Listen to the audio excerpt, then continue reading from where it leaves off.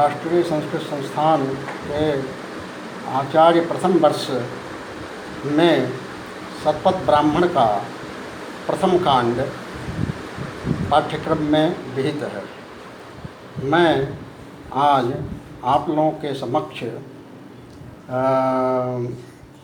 शतपथ ब्राह्मण का दर्श पूर्णमास प्रकरण को यथाविधि कहने का प्रयास कर रहा हूँ, उसकी व्याख्यान करूँगा। शतपथ ब्राह्मण यूँ तो 100 अध्यायों में विभक्त है। शतपथ पथ शब्द यहाँ पर अध्यायवाची है, अर्थात 100 अध्यायों का यह ब्राह्मण ग्रंथ है। यह ब्राह्मण ग्रंथ शुक्ल यजुर्वेदीय माध्यन्दिनी शाखा से संबंधित है। शतपथ ब्राह्मण में ये शुक्ल यजुर्वेदीय माध्यन्दिन संहिता में जो प्रतिपाद्य विषय हैं, दर्श पूर्णमास, अग्न्याधान, सोमयाग, चातुर्मास याग इत्यादि का जो वहाँ मंत्र रूप में विहित है, वही चीज़ यहाँ शतपथ ब्राह्मण में व्याख्यान के रूप में प्रस्तुत किया गया है। शतपथ ब्राह्मण तो यूँ बहुत से लोग यही जानते हैं कि इस पर सायणाचार्य जी का भाष्य है, परंतु सायणाचार्य के अलावा इस पर हरिहर का भी भाष्य प्राप्त होता है। हरिहर का भाष्य 9 अध्यायों तक ही प्राप्त है। अन्य अध्याय पर उन्होंने भाष्य किया कि नहीं किया, यह अभी उपलब्ध नहीं हो रहा है। अभी मैं आपके सामने दर्श पूर्णमास का व्रतोपायन प्रकरण आपको कुछ उसका व्याख्यान, कुछ अंशों का, कुछ कंडिकाओं का व्याख्यान करके मैं सुनाऊंगा। सर्वप्रथम मैं अपने इष्ट देवी को नमन करते हुए आपको इसका व्याख्यान प्रस्तुत करूंगा। या विद्या शिवकेशवादि जननी, या वै जगन्मोहिनी, या पंच प्रणवद्दुरेफ नलिनी, या चित्कला मालिनी, या ब्रह्मादि पिपीलिकांत तनुषो प्रोक्ता जगत्साक्षिणी, सा पायात् परदेवता भगवती श्रीराजराजेश्वरी। प्रथम कांड का प्रथम कंडिका, प्रथम कांड के प्रथम अध्याय का प्रथम कंडिका कुछ यूं रूप से है। हरि ओम व्रतमुपैख्यन्नान्तरेण हवनि यञ्च गार्हपतियञ्च प्राङ्तिष्ठन्नप उपस्पृशति तद्यदप उपस्पृशत्यमेध्यो वै पुरुषो यदनृतं वदति तेन पूतिरन्तरतो मेध्यावा आपो मेध्यो भूत्वा व्रतमुपायनीति पवित्रं वा आपः पवित्रपूतो व्रतमुपायनीति तस्माद्वा अप उपस्पृशति। इस प्रथम कंडिका में अप उपस्पर्शन का विवरण प्रस्तुत कर रहे हैं। कुछ प्रस्तुत इस तरह से किया गया है। यह प्रकरण पूर्णमास से संबंधित है। यूँ तो हम दर्श पूर्णमास याग ऐसा कहते हैं, परंतु प्रथम विहित पूर्णमास याग ही होता है। पूर्णमास याग के अनंतर ही दर्श का अवसर प्राप्त होता है। इस पर सायणाचार्य जी का भी मत है कि पूर्णमासस्य प्राथम्यम, पूर्णमास की प्राथमिकता। अत्रैवाग्रे पौर्णमास प्रयोगम अभिधाय पश्चात दर्श प्रयोगम अभिधानात्। यहाँ पर पहले पूर्णमास याग के प्रयोगों को कहकर दर्श पूर्णमास याग को भी जो है हम विधान करेंगे। अभिधान यूँ दर्श प्रथम है, पूर्णमास पश्चात है। परंतु जब अग्न्याधान किया जाता है, अग्न्याधान के अनंतर जो प्रथम याग होता है वह पूर्णमास में ही होता है। पूर्णमास का प्रथम याग होकर के उसके बाद दर्श का अवसर आता है।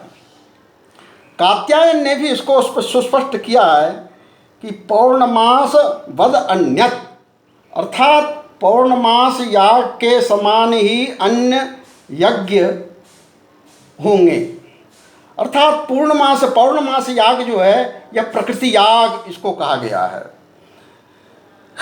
पौर्णमास तंत्रस्य दर्शे अतिदेशात, पौर्णमास याग में ही जो है दर्श याग का अतिदेश कथन किया गया है। तथा इहैव ब्राह्मणे प्रजापति पर्व संधान प्रस्तावे, तथा उसी प्रकार से इहैव यहीं पर ही इसी ब्राह्मण ग्रंथ में, इसी शतपथ ब्राह्मण में ही प्रजापति पर्व संधान प्रस्तावे, प्रजापति के पर्व संधान के प्रस्ताव में पौर्णमासेन चैवामावास्येन च पौर्णमासीं चामावास्यां च तत्पर्वाभिसज्यन्, अर्थात पौर्णमास याग के अनंतर ही अमावास याग, पौर्णमासीं चामावास्यां, पौर्णमासी याग के बाद अमावास्या याग में तत्पर्वाभिसज्यन्, उसके पर्व को जो है अनुसंगित करता है, अनुसंचित करता है। इति पौर्णमास प्राथम्यम, तो शतपथ ब्राह्मण में भी पौर्णमास याग का ही प्राथमिकता यहाँ प्रस्तुत किया गया है। इसी प्रकार से तैत्तिरीय ब्राह्मण में भी कुछ यूँ प्राप्त होता है कि पौर्णमासं हवि इदम एषाम, यह पौर्णमास की हवि तदनंतर अमावास्याम हवि इदम एषाम, तदनंतर यह अमावास्या का यह हवि है, ऐसा जो है यह मई मैंने मेरे द्वारा यह प्रस्तुत किया जाएगा।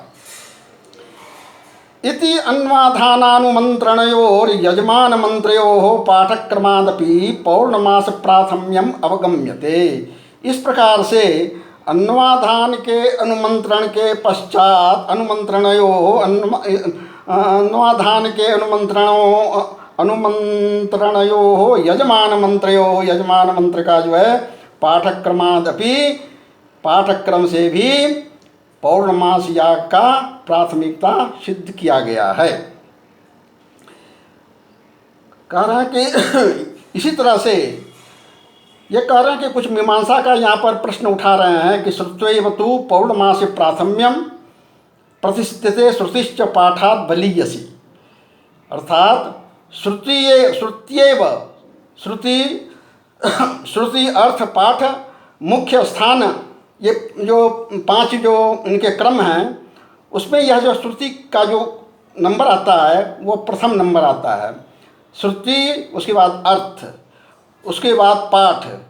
तो पौर्णमास प्राथम्यम, इसमें भी जो है पौर्णमास की प्राथमिकता होने के कारण प्रतिसिध्यते, वो प्रतिसिद्ध हो जाता है, निषेध हो जाता है। श्रुतिश्च पाठात बलीयसी, क्यों कि श्रुति पाठ से जो है, श्रुति का जो है पाठ जो है वो बलवान होता है।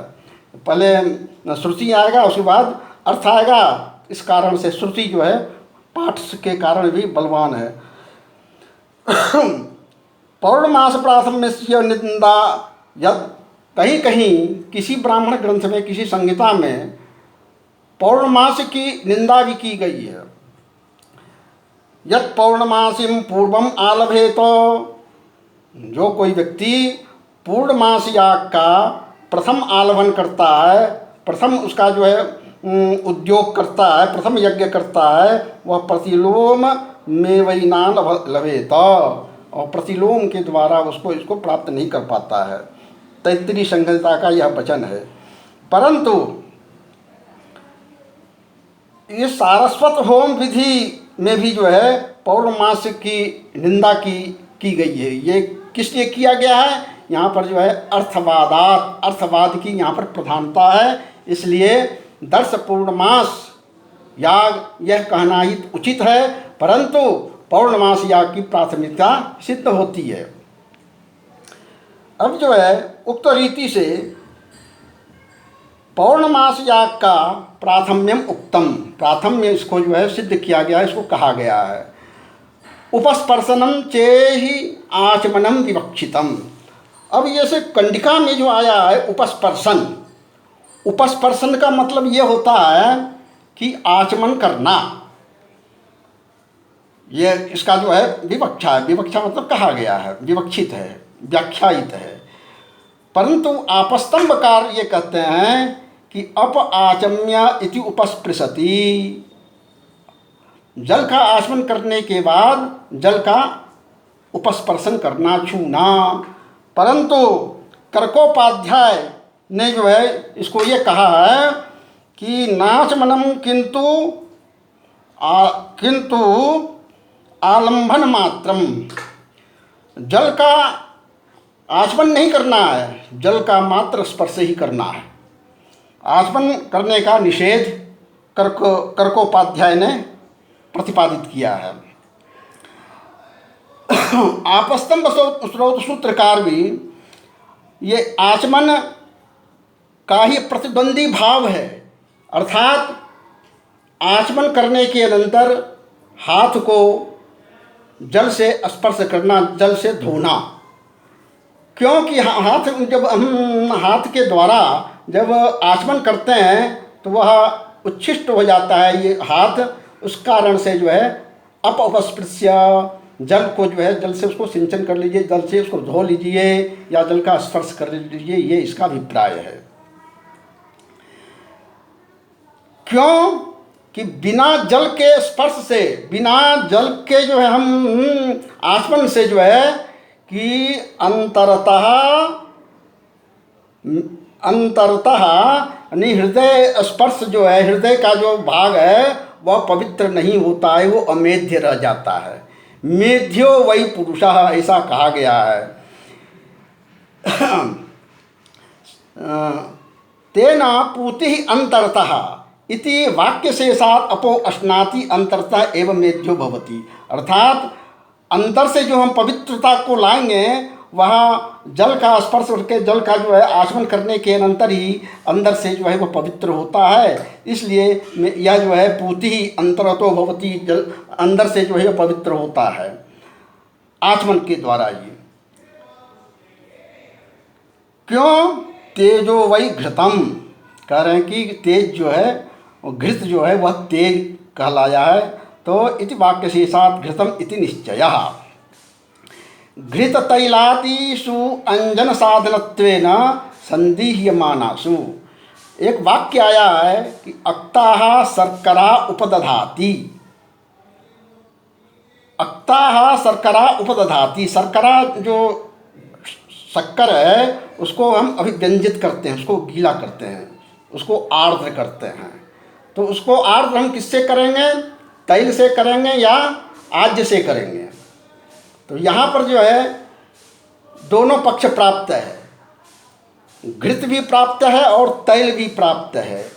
तो घृत तैलादिषु अंजन साधनत्वेन संदिह्यमानासु, घृत भी यहाँ पर उपलब्ध है और तैल भी उपलब्ध है। तो यहाँ पर कौन सा प्रयोग करेंगे? तो चूँकि तेजो वै घृतम ऐसा कहा है, तो तेजो वै घृतम होने के कारण यहाँ पर हम घृत का ही प्रयोग करेंगे। तो इस तरह का यहाँ पर संदेह करने का यहाँ पर कोई व्यवस्था नहीं है। यहाँ निश्चित हो गया कि घृत के द्वारा ही हम उसको शर्करा को जो है आक्त करेंगे, आर्द्र करेंगे।